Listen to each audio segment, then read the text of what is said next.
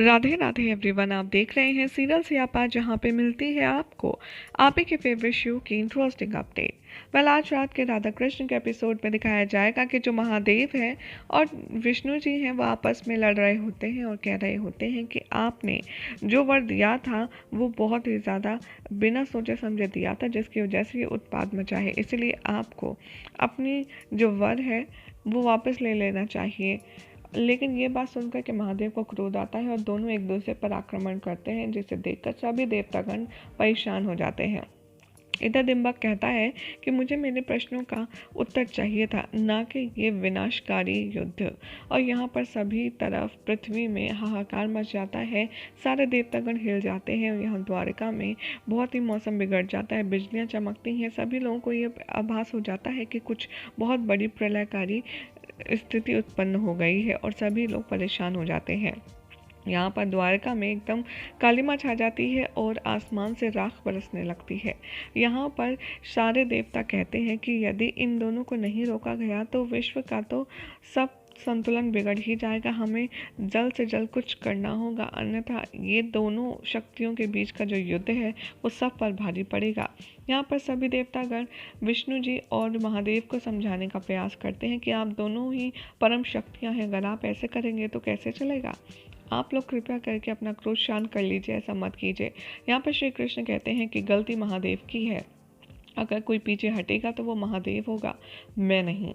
और यहाँ पर तभी नारायण आते हैं, वो दोनों को समझाने का प्रयास करते हैं लेकिन फिर भी नहीं मानते और सब अपने अपने क्रोध में अपना नियंत्रण खो बैठते हैं। यहाँ पर महादेव को चुनौती देते हुए नजर आते हैं विष्णु जी। वो कहते हैं कि आपने महादेव पहले भी ऐसी ही एक गलती की थी और जो भी कोई आपसे मांगता है आप उसे बिना सोचे समझे कोई भी वर दे देते हैं, जिसका परिणाम सबको भुगतना पड़ता है। ये गलती दोबारा हुई है, इससे पहले भी आपने ऐसे ही किया था, इसीलिए आपको अगर कुछ करना है तो मुझसे माफ़ी मांगिए और ये वर वापस लीजिए। यहाँ पर महादेव टिके होते हैं, मैं माफ़ी नहीं मांगूंगा क्योंकि मैंने कुछ गलत नहीं किया है। तभी इंद्रदेव कहते हैं पता नहीं अब इन दोनों को कौन रोकेगा। तभी वहाँ पर राधा रानी प्रकट होती हैं बलराम दाऊ के साथ और वो कृष्ण से कहती हैं कि कृष्ण ये क्या कर रहे हो, तुम पीछे हटो, तुम जानते हो ना ये तुम्हारे आराध्य हैं, ऐसा करना शोभा नहीं देता। और तुम तो यहाँ पर प्रेम का प्रचार करने आए हो ना, फिर तुम ऐसे क्यों कर रहे हो।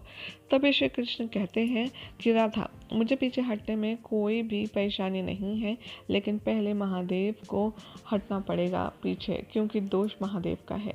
यहाँ पर श्री कृष्ण कहते हैं मेरा क्या दोष है, मेरा मर्जी, मैं अपना वर किसको दूँ किसको ना दूँ, इससे आपको क्या समस्या है। तभी यहाँ पर राधा रोते रोते कृष्ण को अपनी सौगंध देती हैं और कहती हैं कि मेरे खाते तुम्हें पीछे हटना होगा। यहाँ पे इतने में पार्वती माता भी आ जाती हैं और वो महादेव को अपनी सौगंध दे देती हैं और कहती हैं कि महादेव आपको मेरी सौगंध है, आप हटिए पीछे। दोनों यहाँ पर एक दूसरे को छोड़ तो देते हैं लेकिन क्रोध शांत नहीं होता। तभी यहाँ पर विष्णु जी कहते हैं कि ये महादेव ने पहली बार नहीं किया है, जिसकी वजह से उनके वरदान की वजह से सब कुछ खराब हो चुका है। इससे पहले भी महादेव ने ऐसा ही किया था। महादेव कहते हैं कि अच्छा, मुझे तो याद नहीं है, आप बताइए। तभी विष्णु जी कहते हैं कि ठीक है, मुझे आपको ये एक कहानी के ज़रिए बताना होगा। और तभी यहाँ पर एक कहानी की शुरुआत होती है और जिससे सुनने से पहले ही महादेव कह देते हैं कि ठीक है, यदि ये कहानी सुनने के बाद सभी देवतागण को, सब लोगों को लगेगा कि मेरी गलती है तो मैं आपके समक्ष झुक जाऊंगा और इन सब के सामने आपसे माफ़ी मांगूंगा, क्योंकि उस समय क्षमा मांगने में मुझे कोई आपत्ति नहीं होगी। यहाँ पर महादेव को श्री कृष्ण कहानी सुनाना शुरू करते हैं और बताते हैं कि कैसे एक असुर था, भस्मासुर, और यहाँ पर वो कई सालों से तप कर रहा था कि लेकिन उसकी तपस्या से कोई भी देवता इम्प्रेस नहीं हो रहे थे।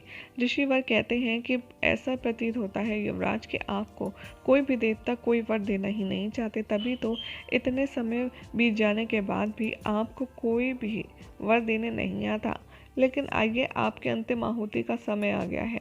यहाँ पर राजा आता है और अपनी क्रूरता के साथ में वो जो असुरी राजा होता है वो आहुति देता है और कहता है आइए महादेव, आइए श्री कृष्ण, आइए सारे देवतागण, मुझे आकर के आशीष दीजिए, मेरा मनवांछित फल दीजिए। यहाँ पर सारे देवता के आवाहन करने वाले जो ऋषि होते हैं वो कहते हैं कि नहीं, हमें नहीं लगता कि आपको इस बार भी कोई वर मिल पाएगा।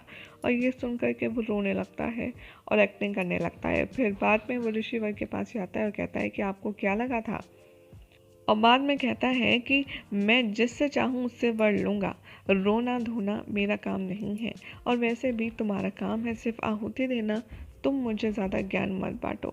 यहाँ पर वो बहुत ही ज़्यादा क्रोधित हो जाता है और स्वयं अपनी जो अग्नि होती है यज्ञ की उसको खंडित कर देता है जल डाल के, और सभी लोग उसे देख कर अनर्थ होने का सब समझाते हैं, लेकिन वो किसी की नहीं सुनता।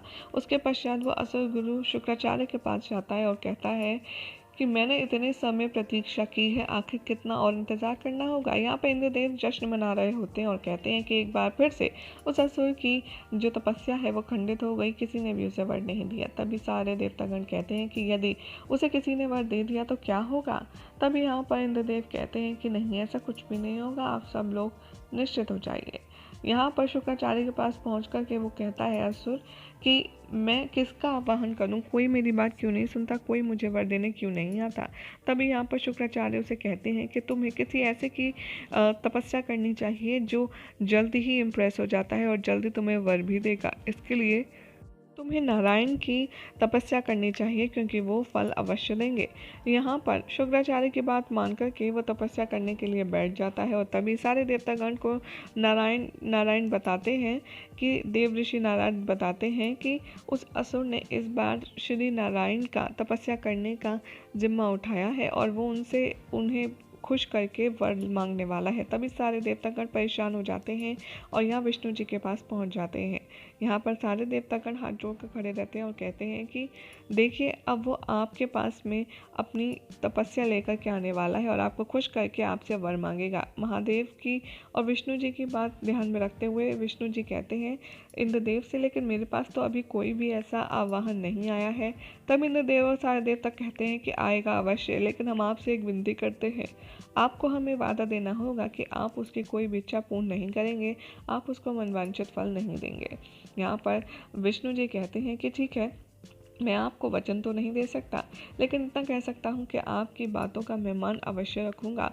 और सारे देवतागण थोड़े से खुश होकर के वहाँ से चले जाते हैं। यहाँ पर जो देवी लक्ष्मी होती हैं वो नारायण से कहती हैं कि प्रभु, अब आप तो कैसे घोर दुविधा में फंस गए, आपका कोई आह्वान करेगा और आप उसे वर न दें, ऐसा तो नहीं हो सकता।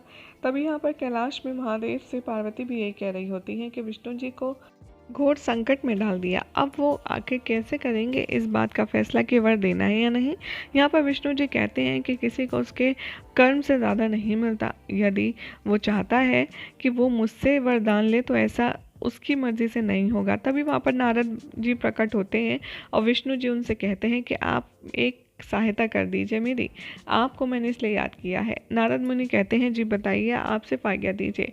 तभी श्री कृष्ण कहते हैं, यानी कि जो विष्णु जी है वो कहते हैं कि आप उस असुर के पास जाइए, उसे ये यकीन दिलाइए कि नारायण को खुश करना इतना आसान नहीं है। वो किसी ऐसे की तपस्या करे, किसी ऐसे को खुश करे जो कि जल्दी खुश होते हैं, खुश होकर के मनचाहा वर भी देते हैं।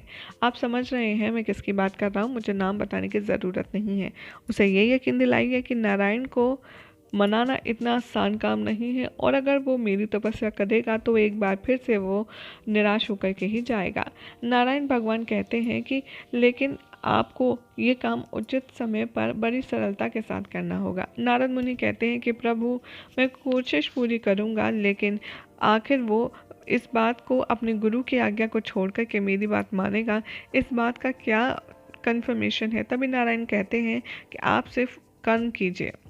यही हो जाएगा आज रात के एपिसोड का एंड, जिसके बाद कल क्या होगा आपको बताएंगे नेक्स्ट रिपोर्ट में।